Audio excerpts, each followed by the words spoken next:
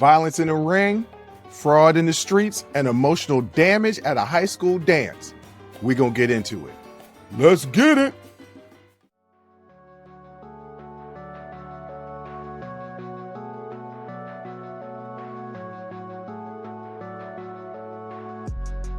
Welcome. First of all, welcome. This is Unsolicited Perspectives. I'm your host, Bruce Anthony, here to lead the conversation in important events and topics that are shaping today's society. Join the conversation and follow us wherever you get your audio podcast. Subscribe to our YouTube channel for our video podcast, YouTube exclusive content, and our YouTube membership. Rate, review, like, comment, share. Share with your friends, share with your family, hell, even share with your enemies. On today's episode, we're going to be talking about Rampage Jackson. We're going to be talking about accountability. And then we're going to be talking about me at my senior homecoming dance. That's a story. But that's enough of the intro. Let's get to the show.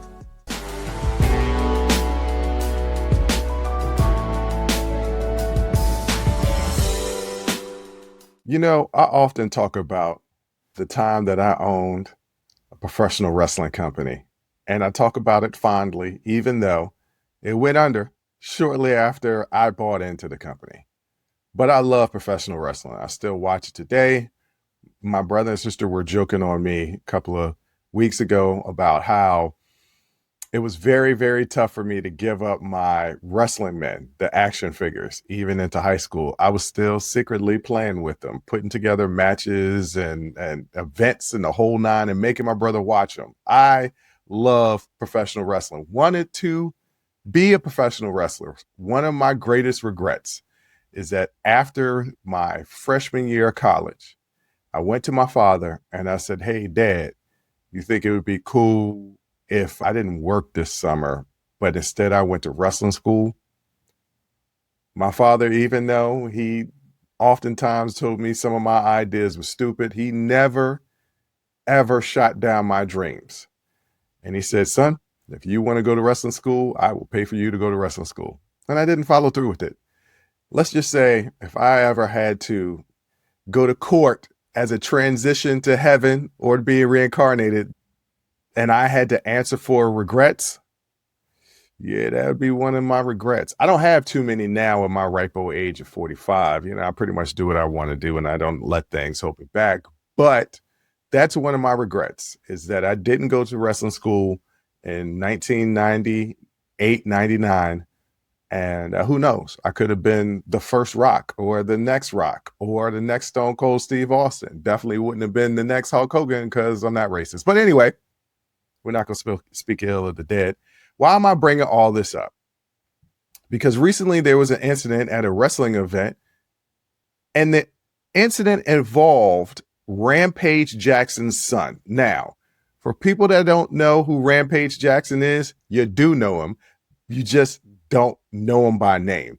He was a UFC fighter, a major fighter, and his head looks like a pit bull. Like, you would know him if you see him. Okay. He is, I don't know, C-list celebrity, maybe even B-list. He played BA in the remake of the A-Team movie, right? So like he's somebody, and he has a son that's MMA. So Rampage Jackson is a 25-year-old professional MMA fighter and the son of the legendary Quentin Rampage Jackson. He's compiled about a 4-0 record in amateur MMA and was seen as a promising talent basically because of his skill set and his lineage.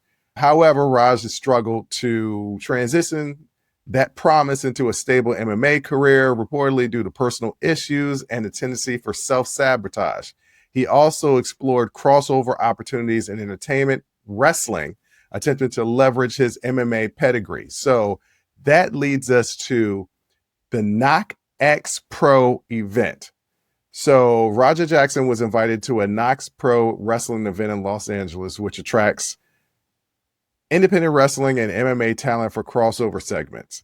The event was meant to feature a scripted encounter, a spot between Raja and a wrestler known as Stu Smith, Psycho Stu, blurring the lines between real combat sports and stage wrestling drama. Okay, before I continue on, I have to break this down. Yes, professional wrestling is scripted, meaning that you know who's going to be the winner and the loser the majority of the time. There has been some instances where they walk out there, they don't know what the hell is going to happen. But it's scripted as far as the storyline of the match. When I ran a wrestling company, I did not tell them what to do in the ring. All I did was give them the finish, who was going to go over, the finish being the finish of the match. So who was going to win, who was going to lose, and how they were going to win or lose. Most of the time they call that in the ring. They want to feel the essence of the crowd. So most professional wrestlers do not script out the match. Some do, some don't.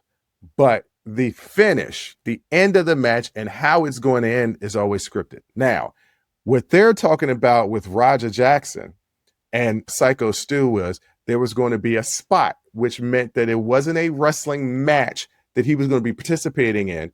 It's a certain sequence that happens. Sometimes a spot is a power bomb through a table. Sometimes a spot is a wrestler being interrupted as they're walking down the aisle to start the ring. It's a spot. It's a particular moment in the overall story of a match. So he was supposed to participate in a scripted spot. Now, why am I bringing all this up?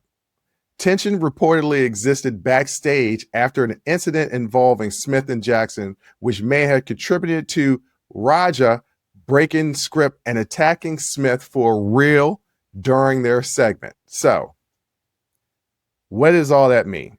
Breaking script. The script goes, this is what we're going to do. So, you're going to come out, we're going to talk a little trash to each other. I'm going to push you, you're going to push me. I'm going to try to tackle you, you're going to slam me.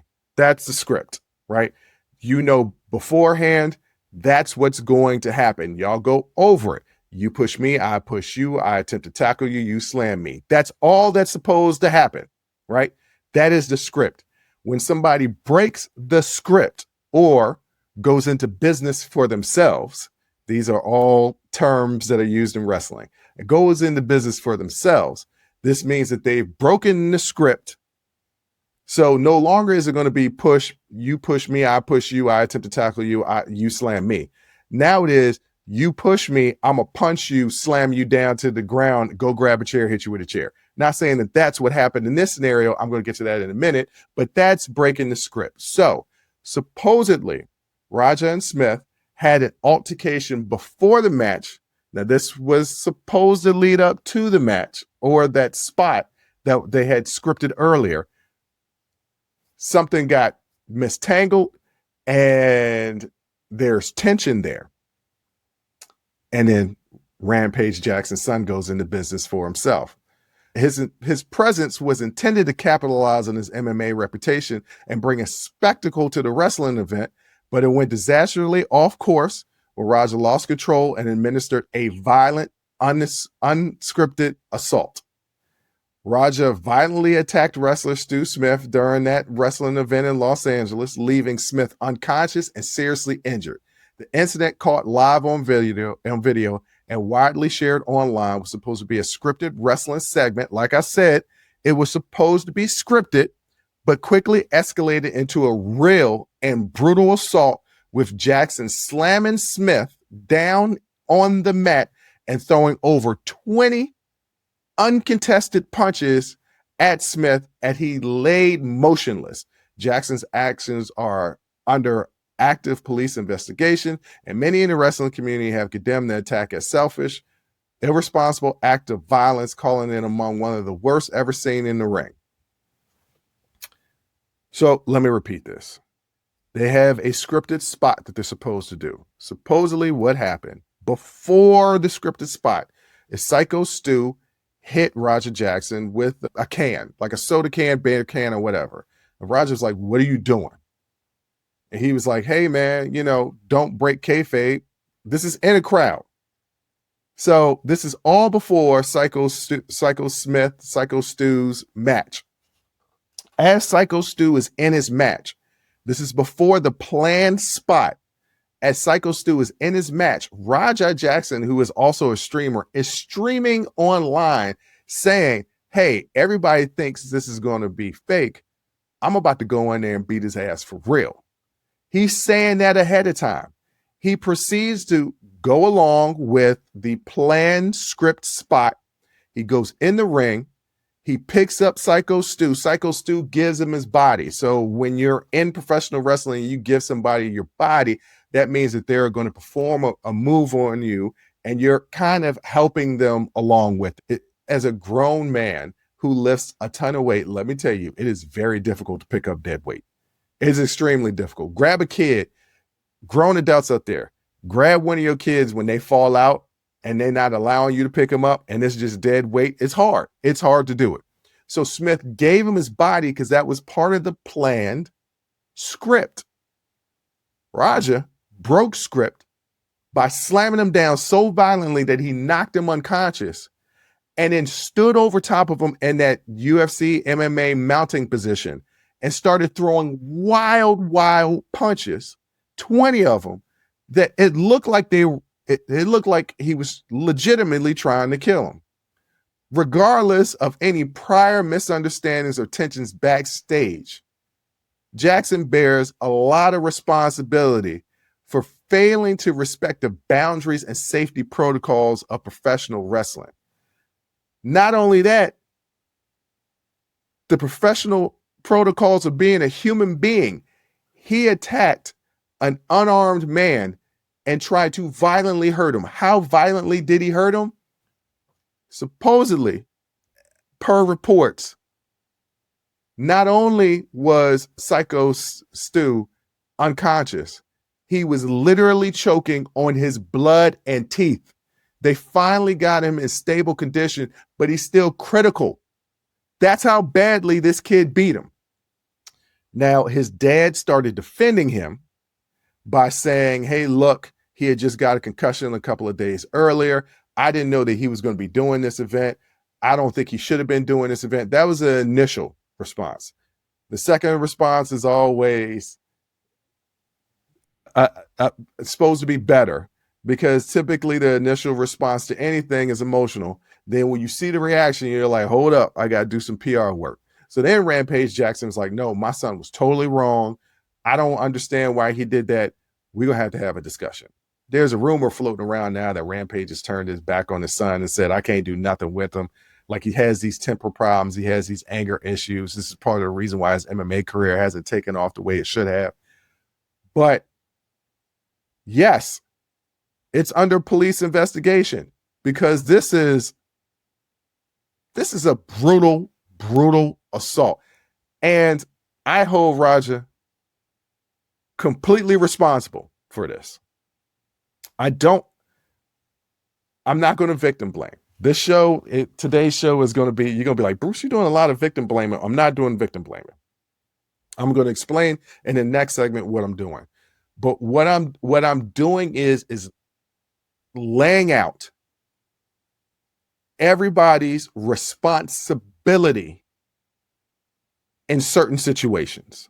And everybody's responsibility in this situation was, one, for Psycho Stu, for Smith, to pull Jackson aside and say, hey, man, I know we got this planned spot going on in the ring to lead up to that, to draw attention to that.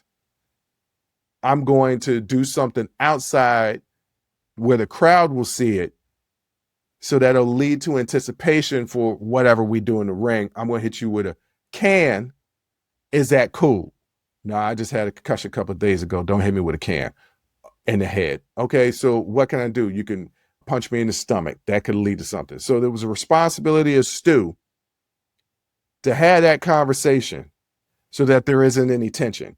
There's also a responsibility of Stu to realize after he did that, when there was tension, to then talk to the booking agent. That's the one who lays out the match. Talk to the booking agents and be like, hey, there's a little bit of tension. Are we sure everything is cool? Somebody probably needs to talk to our special guest. But Stu is still absolutely the victim, Because even if you think you have some tension, he went in to do a job. Smith went in to do the spot as they had talked about. Raja, there is no defending you, brother. You are absolutely wrong, and you probably should end up going to jail because this is almost attempted murder. And if anybody can go out there, watch the video, I think they haven't taken it down. You can still probably find it on a lot of sites. It is brutal. It's attempted murder. Okay. It's attempted murder. Who else bears some responsibility in this? The owner of the wrestling company. This is why I say this. The owner of the wrestling company, remember, I was one, their job is to make sure the show is running smoothly. They're supposed to be in the back, checking on the segments, what's supposed to come next, talking to the individuals who are going to be interacting with the segments, talking to the booking agents, talking to the wrestlers, talking to the ring announcers, talking to the timekeeper, talking to any commentators to further along any stories that they're trying to. They are the director of the entire show. All they had to do was jump on this young man's stream, which they should have been following anyway if he's their special guest and he's supposed to be taking part in a spot later on in the evening. They should have been watching this stream, and if they were watching this stream, they would have realized that this young man was about serious business. The wrestling company bears some responsibility. Wrestling company bears as much responsibility as probably Rampage Jackson. And the reason why I said that is because they dropped the ball by not monitoring, checking in on their guests. Now, saying all that does not excuse or give any explanation that's reasonable for what Raja did.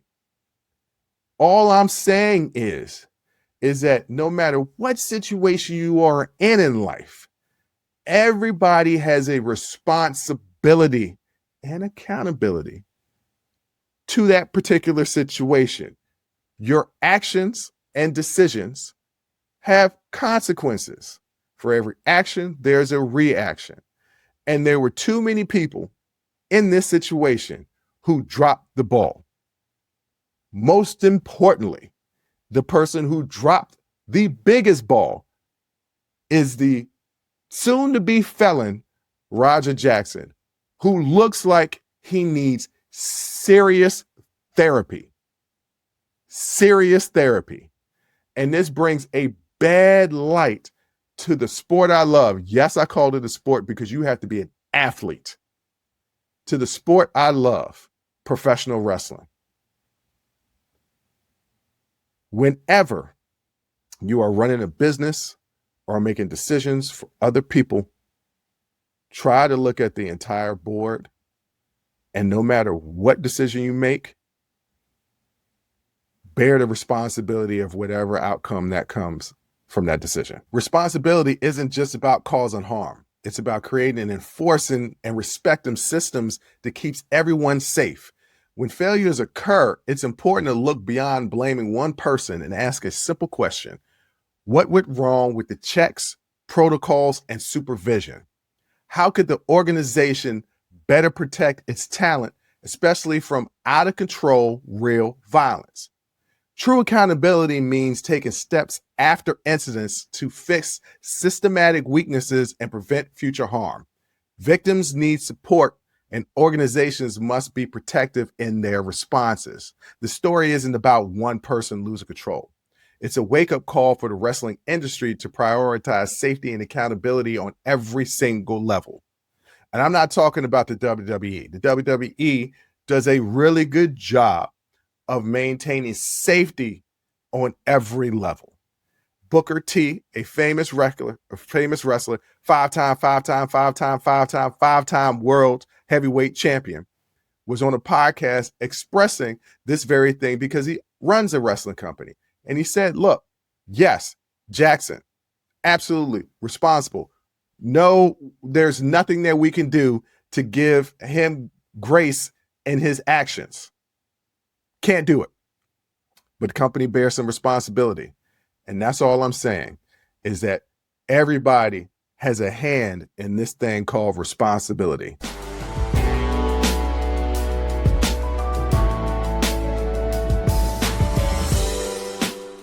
One time, and I've told this story before, I was at my parents' house and it was some holiday. And it was the five of us, my mom, dad, me, and my brother and sister. We were all adults. We were drinking, we was having a cookout or something like that. And the way I was sitting at this table, I couldn't really maneuver around. Like I was kind of trapped in this little corner. So with all earnest and humility, I asked my brother if he could grab a beer out of the fridge for me. Now, I say it in a way that's kind of ridiculous. I go on and I say, hey, bro, I respect you as a grown man. I respect you as an individual. I love you. I just want to ask you one thing. He was like, yeah, man, what is it? He thought it was going to be, can I get a kidney? Because with the way that I was presenting it. And I was like, can you grab me a beer out of the fridge? And he was like, are you kidding? Yeah, I can get that. It was like, why'd you do this a whole big dramatic preamble? The reason is because I wanted to make sure that I showed him absolute respect. And that even though I'm asking him to do something for me, that in no way do I take it lightly that he is doing something for me. I say all that to say this. Y'all need to hear me out. Please give me the space to say what I need to say in this next segment, because what I'm going to say is going to challenge some thoughts out there. And you might think in the middle of it, Bruce, you crazy, but there is an overall arching point to what I want to say. And I ask a simple question. Does the victim have some responsibility? Now, I'm trying to bring to attention that I'm emphasizing acknowledging personal responsibility. That doesn't mean that I'm blaming victims. I'm not victim blaming, okay? It's about understanding patterns and choices while keeping empathy front and center. I'm talking about accountability versus victim blaming, okay? Accountability is about recognizing when someone's choices create vulnerability, but it's never an excuse for an actual harm done by others. Victim blaming shifts the responsibility away from the perpetrator and unfairly puts it on those who were harmed. I just want to ask this question. It's a delicate question. It's a complicated question in thought, but it's actually a simple question to be asked as far as just the language is concerned. And the question is, does the victim have some responsibility? Now, I asked y'all to give me a little bit of grace and hear me out. I'm emphasizing personal responsibility, acknowledging personal responsibility. That doesn't mean that I'm blaming victims. It's about understanding patterns and choices while I'm keeping empathy front and center. I'm talking about accountability versus victim blaming. They're two different things, okay? Accountability is about recognizing when someone's choices create vulnerability, but it's never an excuse for the actual harm done by others, okay? Victim blaming shifts responsibility away from the perpetrators and unfairly puts it on those who were harmed. Case in point, accountability is Psycho Stu, Mr. Smith, checking in after their altercation to make sure everything is good for their planned spot. But that does not mean just because he did not do that, that is his fault what Roger Jackson did to him. No, I'm not saying that. I'm saying there's accountability and responsibility that you must take when you're giving yourself up and making yourself vulnerable in life in general. That does not mean that just because you make yourself vulnerable, that it's your fault for something happened to you. When somebody says, oh, you did this, that's the reason why that happened to you, that's victim blaming. That's not what I'm saying. What I'm saying is everybody has some accountability and responsibility for themselves, for the decisions that they make that can make them vulnerable. Why am I bringing this up? I was at a gathering yesterday for my building, a little light party. And the topic of discussion was the story of the young man that ran from the FBI agents and jumped off the balcony. And I knew it was going to be a topic of conversation because it happened really close. I've already given you guys a story. And basically, the FBI was serving him a warrant because he had scammed women out of money. And in one of those situations, he had scammed a woman $15,000 on their credit card. So basically, he was getting their credit card numbers. They knew that he had their credit card numbers. They can see the charges that he's making. And one woman said he ran up $15,000 of credit card. His scam was that he said that he was a government employee and it was going to be reimbursed. And so they fell for the scam, which, by the way, I knew this guy. He told me some things that I later found out weren't true, but at face value, they made sense to me. Why would I expect for him to lie? Why would you expect somebody that you're involved with to immediately lie? That doesn't mean that this is their fault. It's not their fault. This guy was a scammer. However, at the party, it was a table of about 5 of us sitting down, drinking, chopping it up, having ourselves a good time. And of course, me being who I am, I had to voice my opinion about it. And we're all agreeing that what he did was horrible. I, just like when I reported it on the podcast, remain steadfast that the truest victim in this entire thing was his daughter. Little baby girl, beautiful little baby girl. And that's what I kept saying because I saw him pushing the stroller and the daughter and all that stuff. You know, maybe the baby mom, wife, girlfriend, I can't remember what she was. Maybe her as well. I mean, she's definitely a victim. I don't think that she was a part of all of this stuff. She wasn't in an investigation, so she's definitely a victim as well. The women who were scammed were also victims. They were also victims. But I made the point of saying, at what point does your personal responsibility and accountability have to be brought to question?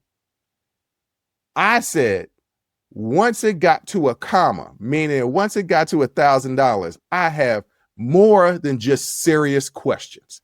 And in none of the documents from the arrest warrant, investigation, anything of that nature, did it come off as a Ponzi scheme? Did it come off as he was making payments on the credit card and he kept charging it up? No, he was charging it up and never made payments. So my question was, at what point is it, all right, now you're just being dumb and not handling your business? And it pissed some people off. It pissed some people off. It pissed some people off so much to the point they stopped talking to me. And when they left, they didn't even say goodbye to me. Okay. And I'm cool with that. Like, I don't really give a damn. I don't. But I think it's a fair question to ask. I think it's a fair question. When does your responsibility to yourself come into effect here? Where was the dollar amount? Was it only when the person stopped contacting you? Once again, I'm not saying it's her fault she got scammed. She was feeling a dude, gave him a credit card. He gave a smooth line. He had game. He's the scam artist. He's the criminal. He's the one who did something wrong. She didn't deserve that. None of those women deserved that. I'm not saying that they did. I'm saying they are victims. But at what point, when we're acknowledging you have vulnerability here, right? We acknowledge it at the top.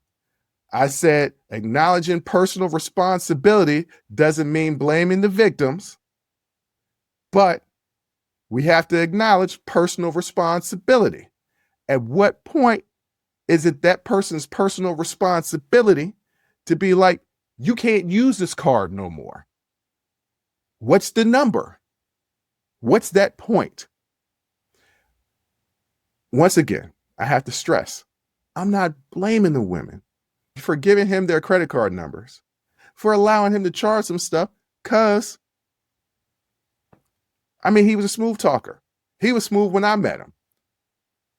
The victims deserve compassion and support, not only because of the emotional fallout, but also because of shame that goes along with being scammed like that, and him preying on their kindness and their trust.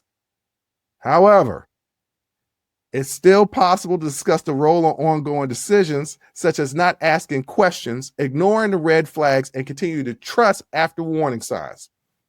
Acknowledging that while responsibility for the crime lies solely on my man, who's the scammer, repeated choices by these women extended the vulnerability. This is not blame. This is not blame. This is just looking at, when are you going to listen to that third eye? At what point do you listen to that third eye where things don't make sense? You know it, you feel it. You feel it, but you ignore it. You ignore it for various reasons. I've done it. That's the reason why I'm not blaming them. I'm saying, when does your personal responsibility kick in? When do you ask these questions? When do you stop ignoring the red flags? I have dated women, red flags galore. I'm attracted to red flags. I'm a little toxic. I can admit that. I'm a little toxic. Red flags, give me all of that. Completely unhealthy for me. Completely. I know this, but give me them red flags. That's exciting. Toxic. I know I am. I'm trying to grow and get better. So when I get into these situations and no red flags start red flagging and I ignore them, it's kind of on me after that point. Yeah, it's kind of on me because, yeah, I've trusted somebody. I've opened up my vulnerability. But when those red flags is red flagging and I'm ignoring them, I bear some personal responsibility for how the outcome comes out. Because I could have made some decisions that could have changed the potential outcome. Not the initial target. These women were targeted. I'm not blaming them for anything. Damn sure not that. All I'm asking is, come on now, when does your personal responsibility kick in? Now, the women at this party, at this table, not happy with that. Not happy with that statement. And I know it's kind of like a male-ish statement, generalizing here. Obviously, some women absolutely agree with me. But it's kind of just like it, where there's more stuff that goes into that. And they're right. There is a lot of emotions that go into that. But once again, when do you stop focusing on the emotions and listen to that third eye, your intuition? Those people that are out here listening and watching right now, you have been in a situation where your intuition says, this ain't good. I need to take this left and exit from this situation. And you don't. You don't take the left and exit. You keep on down that road. Despite all the warning signs, you keep on going. If you ignore your intuition and the warning signs, don't you hold some personal responsibility to the outcome? That's all I'm saying here. The people at the party didn't agree that things are evolved and you just never know. And I said, okay, All right, then we'll agree to disagree. That's fine. I don't need everybody to agree with me, but I think I make a valid point that at a certain point, you have to look in the mirror. I'll give you another example. I got a friend who's got a service, not a business, and I'll explain the difference between what a service and a business is. If you do hair, that's a service. It becomes a business when you start doing hair on a professional level. When you've got invoicing, you got clients, and you got appointment scheduling, and things are on point, that's a business. You're not just a service anymore. You're a business. This person I'm talking about has a service, not a business. They keep saying that they have a business, but they don't. So they have a service where they service individual, not on some old that came off as kind of creepy, but I don't want to give too much detail because they're listening to this podcast, even though I've told them this personally, but other people know them and I'm not trying to put their business out there like that.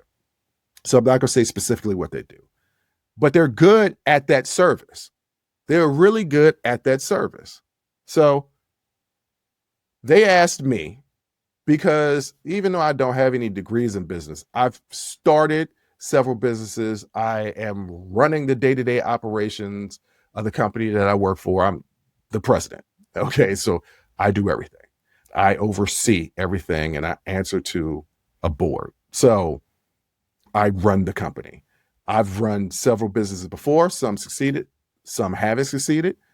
Sometimes they succeed and I decide I don't want to do it anymore. Like my dog walking business. Within the first couple of weeks, I was making $1 a week on that dog walking business. I could be killing right now. I don't like walking dogs. And then somebody said, why don't you just start hiring people? And I'm like, that's a bigger headache than I want because I'm already running the day-to-day operations for the company that I work for. I'm already doing the podcast, which is a business. Now it's no longer a service, it's a business. I don't have time. I'm being stretched too thin. It's not worth it. So this person comes to me and they want to improve their business. The very first thing that I say to them is, you have a service, not a business. If you want a business, you need to start hiring people. I don't want to lose money. That was their response. Their response was, I don't want to lose money because I initially told them that you've got so much business right now that you need to hire somebody to take over that business, but I have to pay them and then that's taking money out of my pocket. Yes, you take an initial hit, but this is what's needed to expand. Because when it's just yourself, if something happens to you, you're not making money. When you employ people or even have independent contractors, which is what I typically suggest to companies starting out, we'll try and hire independent contractors, not employees. It's going to cost you less money. It takes the taxes burden, puts it on them, not you. You still got to pay taxes on the company, taxes on what you pay them, but they have to handle their own taxes from what you pay them. You don't have to deal with that. And in certain states, you don't have to pay into the unemployment tax benefit, certain states. So it's more money in your pocket. So I told this person, I was like, hey, you need to hire people. Told them this for a year. Finally, they said, can you help me? Can I hire you to help me run the business side? Because I'm not good at that. And I said, no, you can't afford me. But what I can do is I can write a strategic plan for you, a business strategic plan for this upcoming year. It was the end of 2024. So I wrote it for 2025. It'll be a couple of pages, but it's going to outline benchmarks that you need to hit each quarter and how to get to those benchmarks. One of the most important things is hiring people, but you don't want to do a mass hiring right away because you can't put them through the proper probation period and really set them up for success. So I said, here's the amount of people that you need to hire each quarter. And then by the end of the year, you'll have a staff of this to match along with your growing business. Because I gave her marketing stuff. I gave her the whole package. Did not use it. Paid for it. Did not use it. This person got into car accidents. This person's had some health issues. This person's had some personal issues to the point where she hasn't been able to work and she's kind of in a financial bind. And I said, if you had followed the plan, it wouldn't have been an issue. Where does personal responsibility and accountability come in? Because I'm not blaming her for getting sick and getting car accidents. That's beyond her control, right? I'm not blaming her for that. She's a victim in those situations. I'm talking about something else. This person took a big job that was going to take them away to another state where they wouldn't be able to provide the service that they typically provide to their clients. They made this decision without talking to me. Had they told me about this decision beforehand, I would have said, I understand that's a lot of money, but you have regulars here. And if they're not taken care of, you can make a lot of money over here and come back to nothing. You're thinking short when you should be thinking long, because this person didn't have any employees, no staff. This person decides to hire people on a whim, goes away to another state for 3 weeks, and has nothing but chaos at home. When this person comes home, she's let go by 3 of the clients, lost on money. It was a complete and utter, I'm a cuss, so cover your ears, kids, complete and utter clusterfuck, right? People not showing up to where they were supposed to be showing up, things not doing. So she's telling me these things as I'm hearing this in real time. And I'm saying, okay, well, wait a minute. How did you set them up before you left? What was the training? What was the breakdown of what they're supposed to be doing? Well, I told them, I said, wait a minute. You didn't even write it down on a piece of paper. You didn't even send them in the email what the steps were for the job. Should I have done that? Yep. You didn't even properly vet these people. You just hired them. They don't do what this service is. It's the first time they're doing this service. And you just hired them. You didn't prep them. You didn't set them up for success. You just hired them. Yeah, but you can't get good people. I'm not hiring anybody anymore. The person didn't take accountability. I explained to them, this was all your fault. You hired people on a whim. You didn't properly train them. And it became a shit show. And it became that because of your decisions. Yeah, but the good people don't want to work. The people that you hired just don't want to work. But there are people out there that want to work. And I said, I gave you the blueprint on how to hire people in that package that I gave you at the beginning of the year. Your choices led to this outcome. You need to take personal responsibility for the choices that you made. Yes, these people didn't show up on time or didn't show up at all or just did a crappy job. Yes, you can't control people's actions. You can't. You're a victim in the standpoint that they didn't do what they said that they were going to do, but you hold some responsibility and accountability for the fact that you didn't properly train them, didn't properly vet them, didn't set them up for success. Don't blame them for losing clients. You lost those clients because of decisions that you made.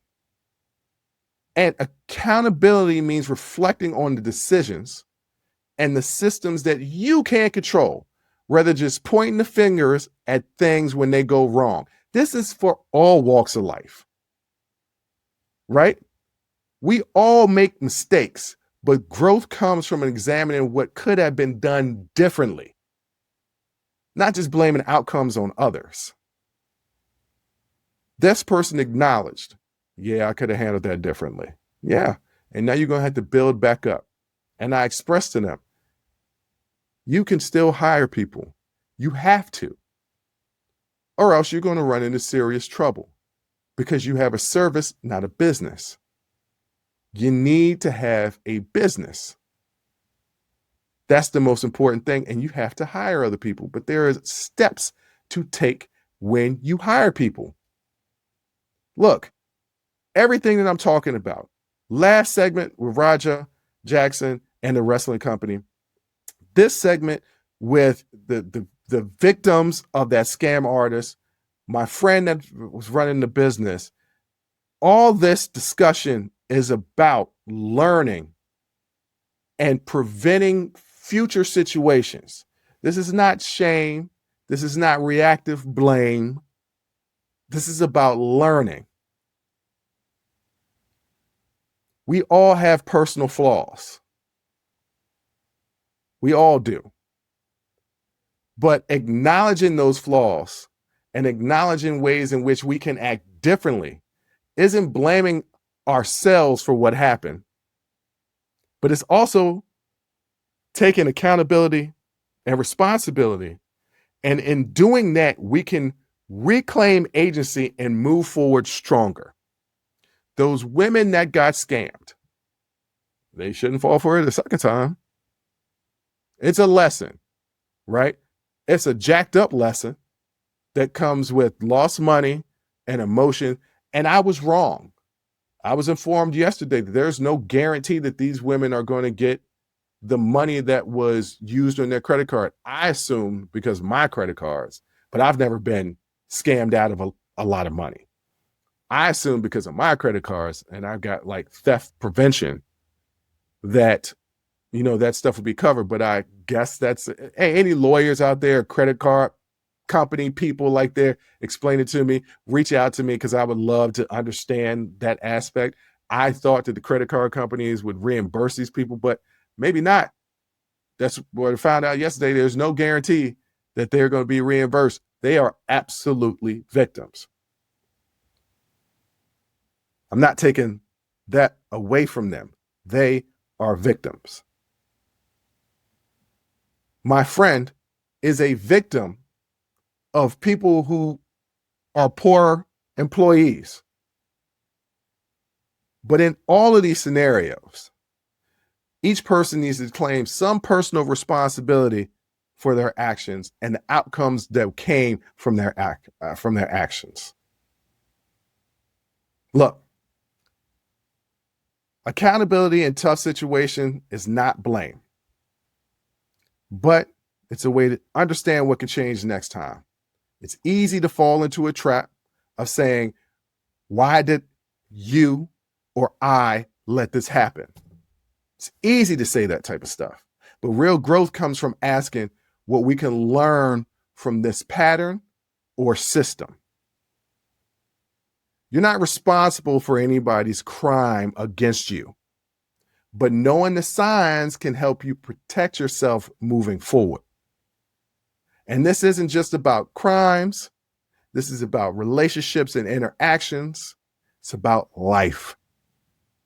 And all I'm asking is, when does responsibility come into effect when we talk about real victims?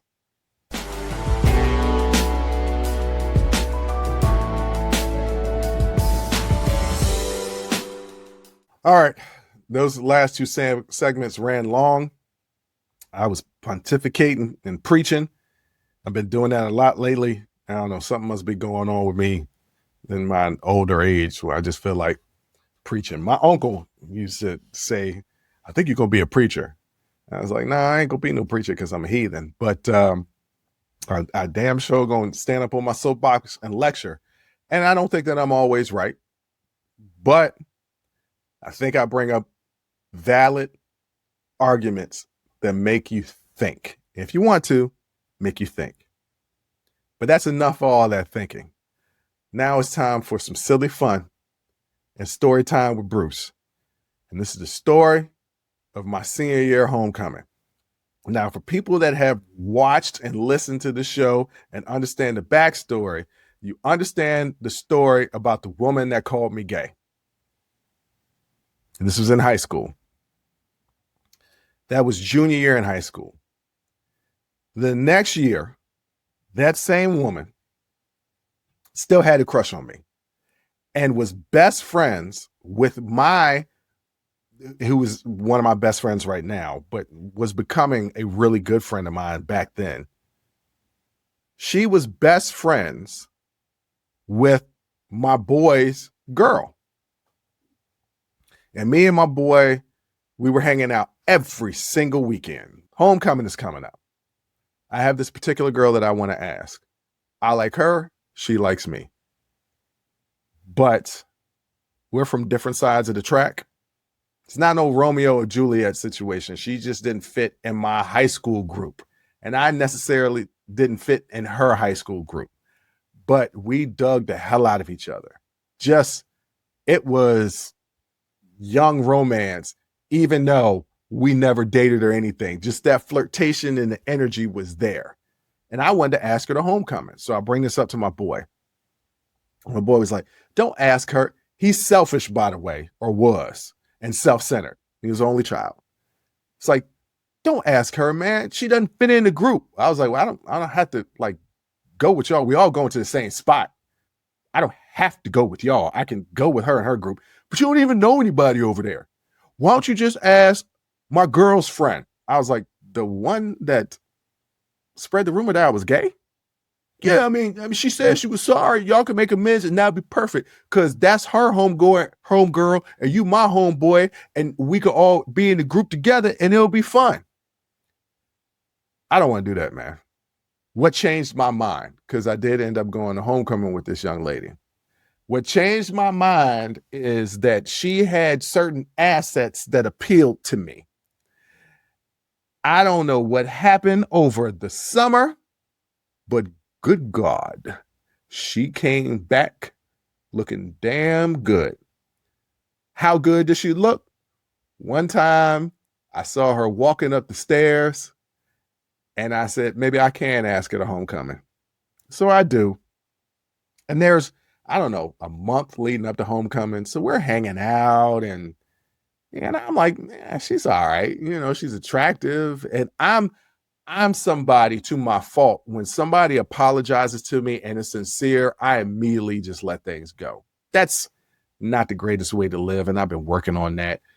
But Shorty apologized and she was looking good. And my boy's making valid points to go to homecoming together. And I was like, all right. And we're hanging out and we're vibing and everything is okay. And I'm like, all right. And she's talking about, I'm going to get some special treatment on homecoming night. And I'm really looking forward to that. Really looking forward to that. So I'm going to go ahead and see this through. So homecoming comes. I go to pick her up. I forget the corsage. So I've got to pick her up, got to drive back to my parents' house, get the corsage, put it on, and my parents meet her. My dad was like, damn. Like, okay, my son know how to pick them. We drive to the restaurant. It was a regular restaurant, homecoming. We had a big table. It was probably about 8 to 10 of us in this group that we're all going to homecoming together with the limos and everything like that. At the restaurant, the waiter spills Sprite on my tan pants. It's absolutely the waiter's fault. Spills Sprite on my tan pants.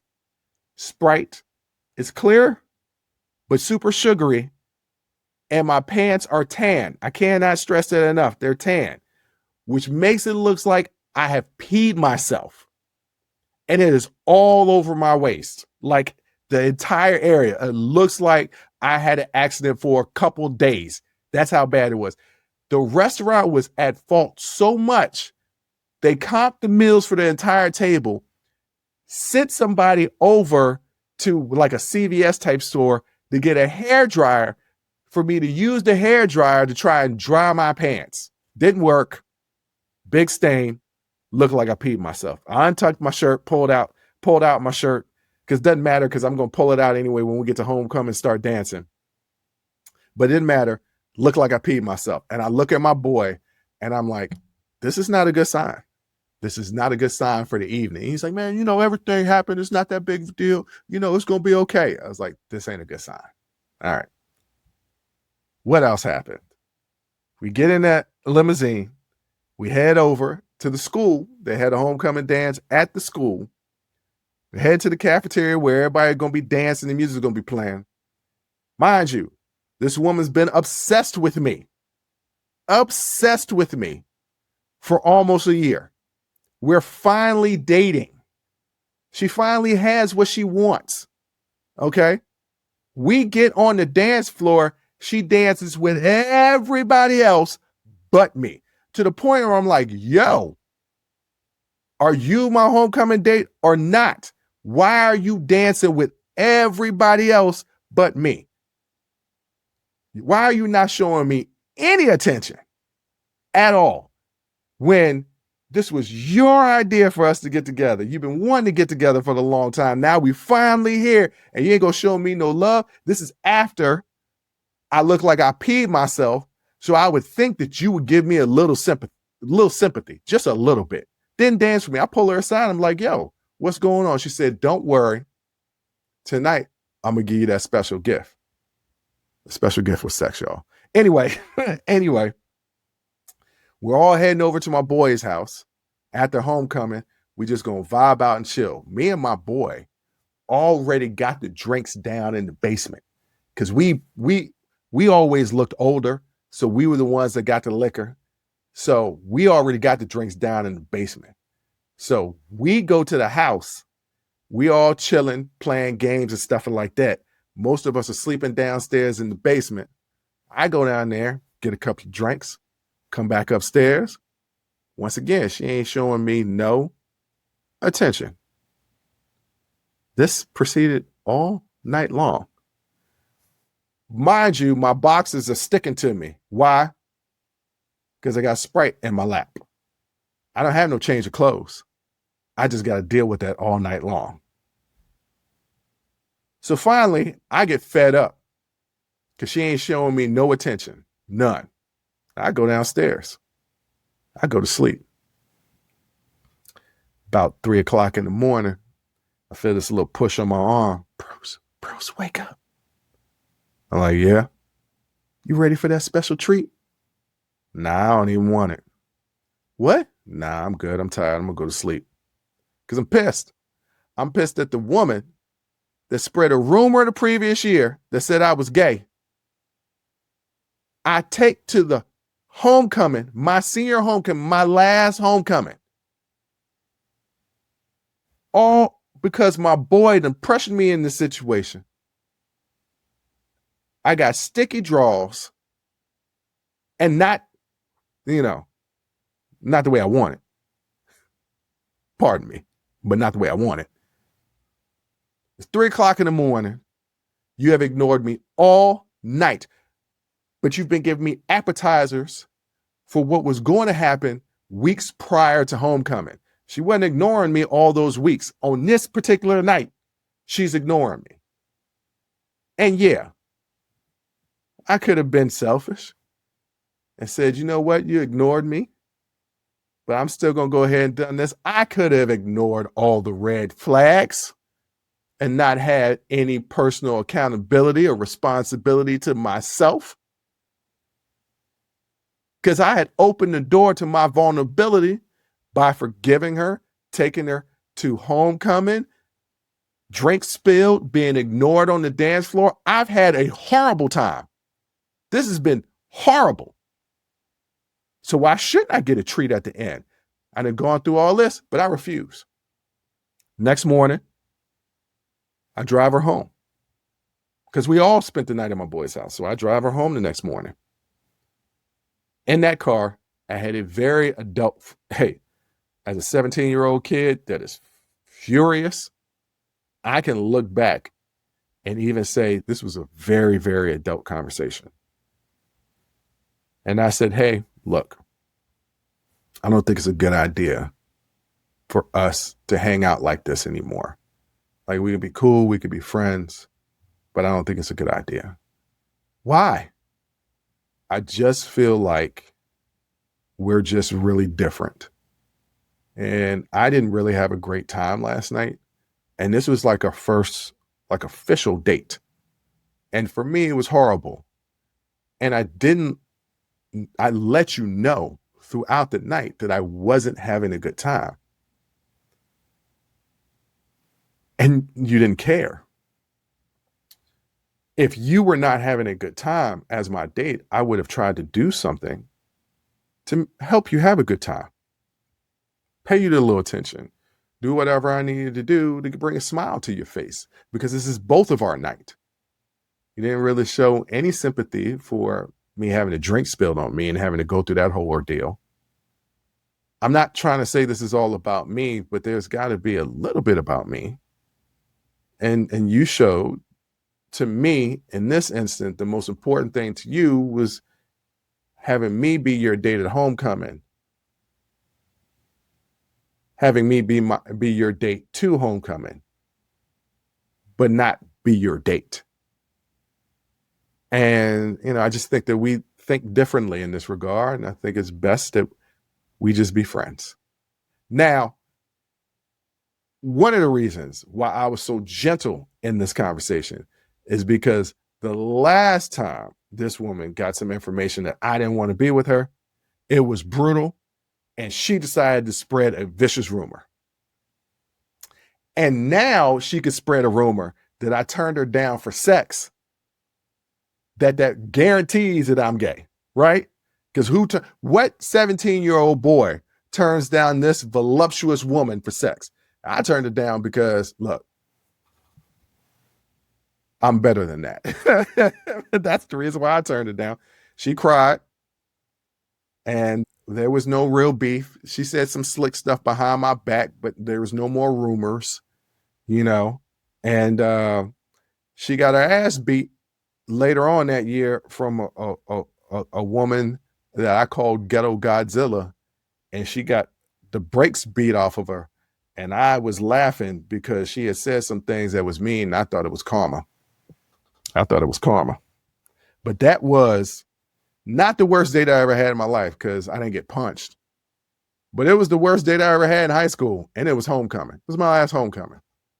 Don't get me started on what happened to prom. Prom was even worse. I didn't even get to go to prom. Look, let me tell you something. It's one thing that I had issues with from 8 years old to my current age of 45 is I always got some issues in my dating life.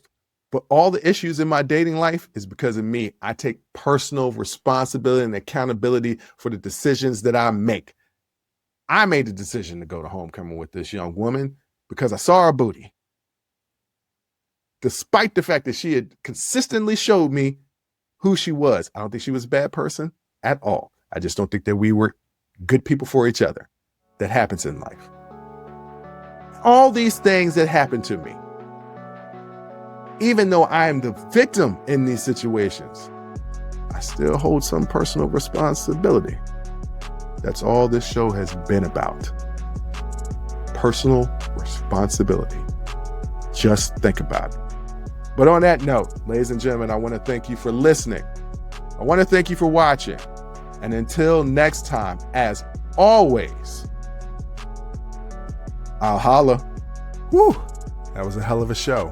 Thank you for rocking with us here on Unsolicited Perspectives with Bruce Anthony. Now, before you go, don't forget to follow, subscribe, like, comment, and share our podcast wherever you're listening or watching it to it. Pass it along to your friends. If you enjoy it, that means the people that you rock will enjoy it also. So share the wealth, share the knowledge, share the noise. And for all those people that say, well, I don't have a YouTube. If you have a Gmail account, you have a YouTube. Subscribe to our YouTube channel where you can actually watch our video podcast and YouTube exclusive content. But the real party is on our Patreon page, After Hours Uncensored and Talking Straight-ish. After Hours Uncensored is another show with my sister. And once again, the key word there is uncensored. Those are exclusively on our Patreon page. Jump onto our website at unsolicitedperspectives.com for all things us. That's where you can get all of our audio, video, our blogs, and even buy our merch. And if you really feel generous and want to help us out, you can donate on our donations page. Donations go strictly to improving our software and hardware so we can keep giving you guys good content that you can clearly listen to and that you can clearly see. So any donation would be appreciative. Most importantly, I want to say thank you for listening and watching and supporting us. And I'll catch you next time. Audi 5000. Peace.